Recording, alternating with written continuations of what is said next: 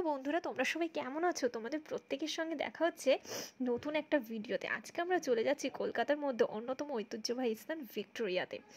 আজকে আমি ভিক্টোরিয়ার সম্বন্ধে বেশ অনেক কিছু তথ্য তোমাদেরকে দেবো এবং ঘুরে ঘুরে তোমাদের সমগ্রটা দেখাবো।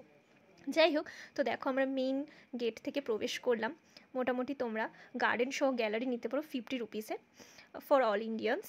এবার আস্তে আস্তে দেখো আমরা ভিক্টোরিয়ার ভেতরে প্রবেশ করছি। চারিদিকের মনোমুগ্ধকর পরিবেশ কিন্তু আমাকে রীতিমতো আকর্ষণ ও চমকপ্রদ করে তুলেছে।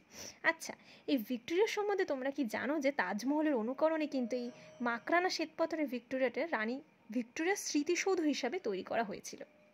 দেখো এখানে ঝিল রয়েছে বড়সড় একটা, তার পাশ থেকে আমি একটু হেঁটে হেঁটে দেখছিলাম চারিদিকের প্রাকৃতিক পরিবেশটা একটু উপভোগ করার চেষ্টা করছিলাম আর তোমাদেরকেও একটু দেখানোর চেষ্টা করছিলাম। জানো তো বন্ধুরা, এই পাথর কিন্তু আনা হয়েছিল রাজস্থান থেকে। আর সব থেকে অন্যতম একটা বিষয়, রানী ভিক্টোরিয়া তো প্রয়াত হন 1901 সালে। তার স্মৃতিসৌধের প্রথম প্রস্তর স্থাপিত হয় ব্রিটিশরা ভেবেছিল 1906 সালে, কিন্তু অফিসিয়ালি কাজ করতে তো একটু সময় লাগবেই, সেজন্য 4 বছর কেটে যায়, প্রায় 1910 সাল পর্যন্ত হয়। মোটামুটি নির্মাণ কাজ শেষ করতে কত বছর লেগেছিল জানো? প্রায় 11 বছর, মানে 1921 সাল নাগাদ কিন্তু মোটামুটি কাজ শেষ হয়েছিল। আর এই অসাধারণ যে নকশাটা সেটা মানে প্রস্তুত করেছিলেন হচ্ছে স্যার উইলিয়াম এমারসন, যিনি নিজে ছিলেন ব্রিটিশ ইনস্টিটিউট অফ আর্কিটেক্টের প্রেসিডেন্ট। আর চারিদিকে এই বাঁধানো সুন্দর ঝিল আর চারিদিকে এই মনোমুগ্ধকর পরিবেশ আর এই ফুলের বাগান আমাকে তো রীতিমতো আকর্ষিত করে চলেছে। আর আমি এখানে দাঁড়িয়ে দাঁড়িয়ে একটু বেশ ভালো করে পোজ দিচ্ছিলাম। যাই হোক, আমি আমার ফ্যামিলির সাথে একটু সময় কাটাতে এখানে গেছিলাম, তাই সুন্দর করে আমাকে ভিডিওটা করে দিচ্ছিল। আমি তো জাস্ট রীতিমতো দাঁড়াচ্ছিলাম আর চারিদিকে উপভোগ মানে পরিবেশগুলো জাস্ট উপভোগ করছিলাম।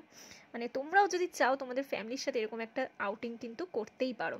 বেশ সময়টাও ভালো সুন্দর কাটবে আর নিজের একঘেয়েমি জীবন থেকে একটু হলেও ব্রেক পাবে।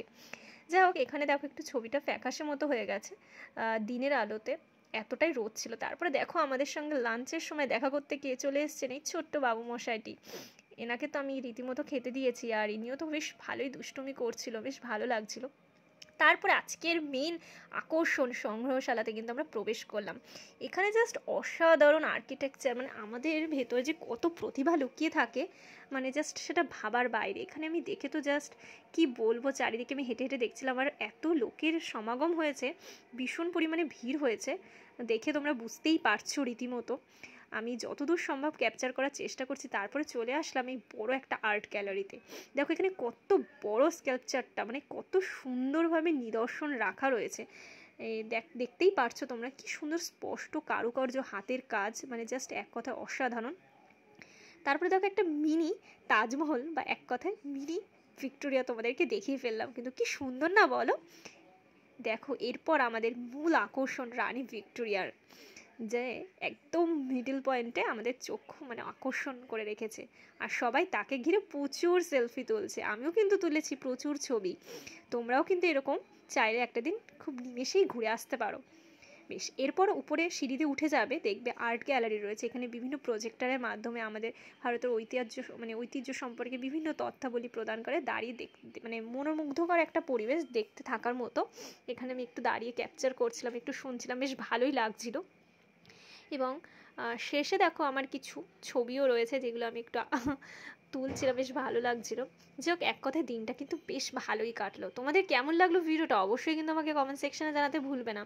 আর আমি চেষ্টা করবো এবার থেকে যাতে একটু বেশি বেশি ভিডিও তোমাদের কাছে আপলোড করতে পারি, নিজে একটু অনেক কিছু তথ্য তোমাদেরকে দিতে পারি। যাই হোক, আমি যতদূর সম্ভব দেখানোর চেষ্টা করেছি। তোমাদের অবশ্যই ভালো লাগলে লাইক শেয়ার কমেন্ট করতে ভুলবে না।